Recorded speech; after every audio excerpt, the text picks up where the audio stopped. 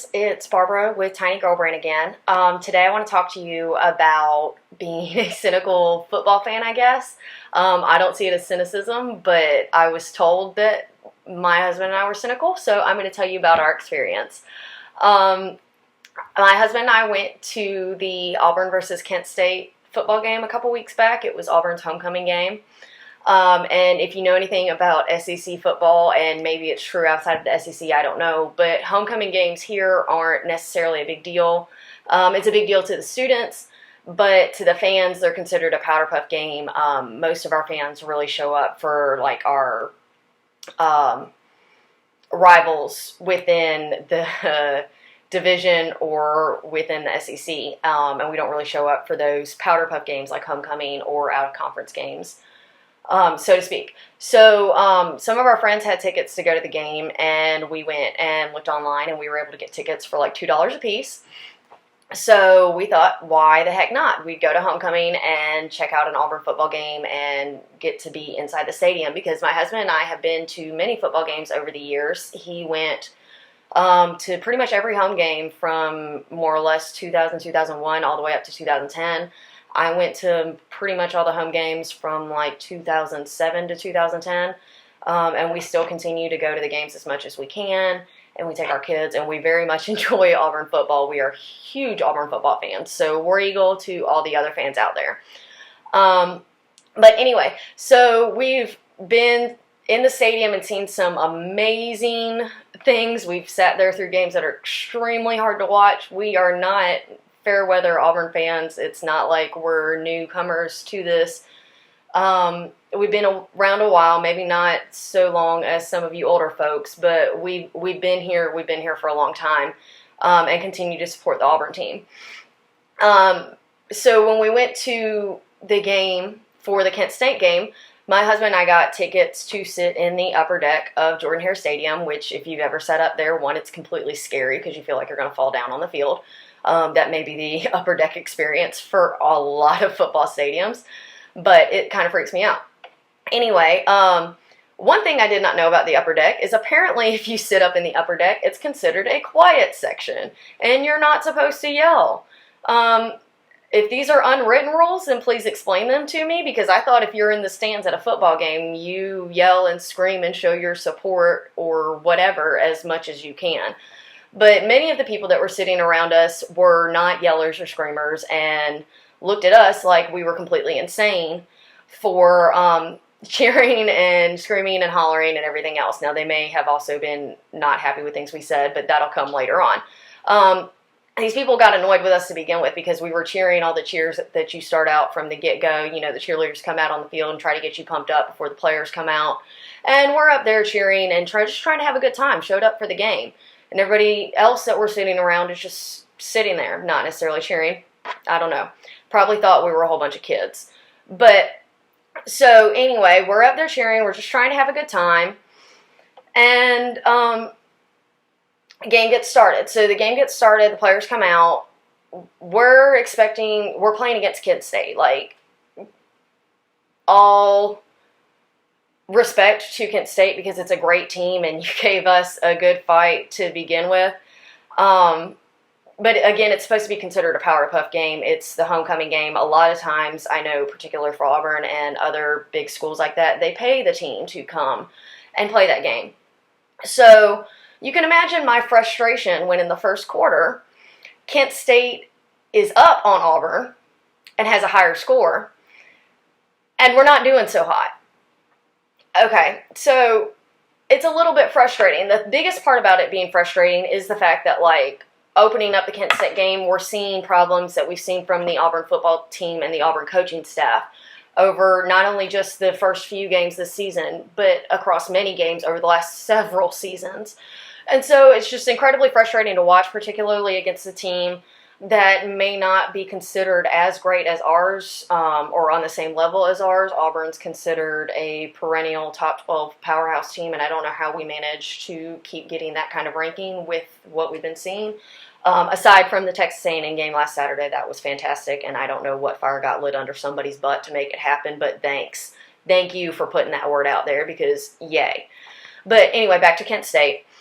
So it was a little bit frustrating to watch because Kent State got up on Auburn pretty early.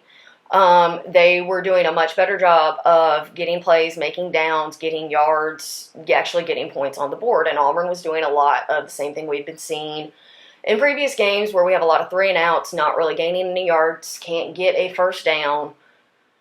It's incredibly frustrating to watch. I'm a very vocal football fan. I always have been since I was a kid. I learned it from my own mother, who's a very vocal football fan. It started out watching professional football as a child because I was from the Midwest. We didn't watch college football like that. And then when I moved to the South and it became college football, now I just kind of scream at whatever sport is going on. So my displeasure became very prominent to everybody around me when I start screaming, I want another play coach. Can we run it around the outside instead of down the middle into the mass of linemen standing right there? Why can't we get a first down? Like, change it up. Defense needs to stop the runner or stop the play instead of just letting them run on down the field. Like, these are things that need to happen in a football game, right? That's things that you expect from your team. So I'm definitely being vocal about my displeasure and how the game is going, which again is probably why they all didn't like us, is because we felt the need to be very vocal about our displeasure. But anyway, so Auburn started out, having a hard time in making the play work, and it wasn't good. Then we started getting stupid penalties. And this has been a problem for Auburn for a very long time. I can remember sitting there in the stands calling out a particular player that I won't name right now for continually being offsides in every game. Like, every game, it seemed almost nearly every play, it was the same player. Well, once again, we're back there. And, I know penalties are going to happen. That's just part of football. But when you have a team that consistently is offsides or getting penalties for holding or things like that, that it seems like every game it's in excess, and you almost want to say, hey, ref, why are you picking on us? But it's not us. It's our players are actually causing these penalties, and why is our coaching staff not correcting this to prevent people from getting these penalties, right? So we had a player jump off sides, and so then I'm standing up there screaming about it being offsides, even though at first the refs didn't throw the flag, then they did throw the flag, and the rest of the crowd was mad because they threw the flag on being offside, but it's very obvious offsides. Yeah, the people did not like that at all.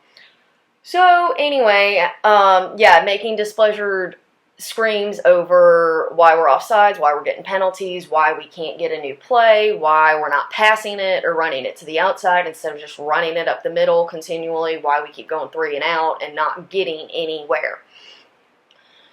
Then my husband made some kind of comment about Auburn's got a mediocre coach he's gimmick with a gimmick offense, and all we get is mediocrity. Don't know if you feel this way about it or not, but sometimes it's easy to feel that way when your coach hasn't done anything spectacularly amazing in 6 seasons. The last time that we had a truly good season was 2013. Okay, so we're all a little bit frustrated at what we're watching. He makes this kind of comment, and the nice guy sitting next to us who has been eyeballing us this entire time looks over and he's like, well, I'm sure you're a nice kid who's getting a wonderful education from a wonderful school. We're 30. We're not getting our education anymore. We've done this. We've been there. We're past it. Thanks for thinking we're that young. But no, we're not bright-eyed, dewy-eyed kids. Then he said that he thought that we had a real cynical outlook on life and we were just being too negative and we need to relax. It's just a game.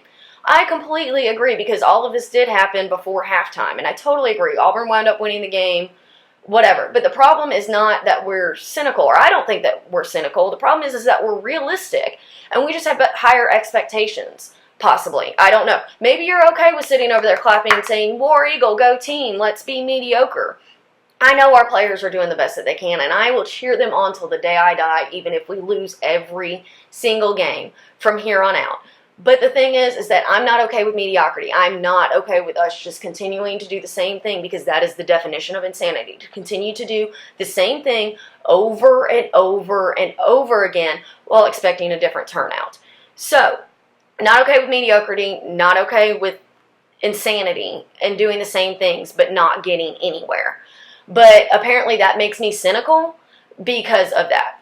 So, yeah, I don't know. What do you think? Do you think that it's cynical for me to be more realistic and hold a higher expectation than that, or not?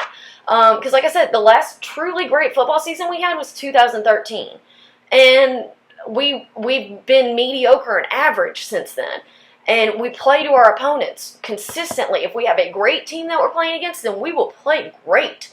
If we have a mediocre or not so great team that we're playing against, we're going to play mediocre or not so great. And those are going to be the games that we lose.